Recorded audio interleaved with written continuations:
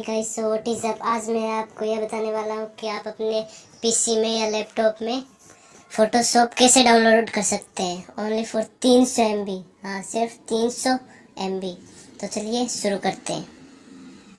मैंने ये लिंक बनाया है, ये लिंक मैं डिस्क्रिप्शन में दे दूँगा, वहाँ से आप डाउनलोड कर लेना।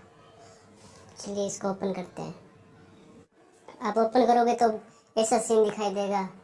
यहाँ से आपको फ़ोटोशॉप डाउनलोड कर लेना है इजीली, और मेरे तो डाउनलोड किया हुआ है और मैंने इंस्टॉल भी किया हुआ है। और इसमें पासवर्ड है जो मैं आपको वीडियो में बता दूंगा, वीडियो पूरा देखना।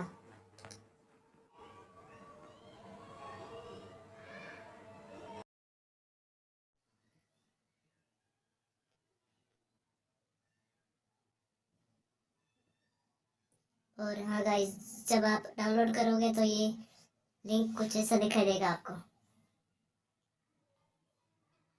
यहाँ से आपको इसको अनलॉक कर लेना है और इंस्टॉल कर लेना है इसको।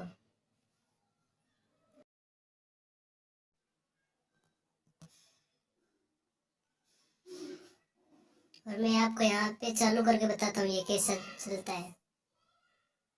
मेरा चलने में थोड़ा लोड लेगा, मैं वीडियो को पॉज करके बताता हूँ। एकदम रियल वाला है, यहाँ से आप इजीली डाउनलोड कर सकते हैं। ठीक है, बाय बाय।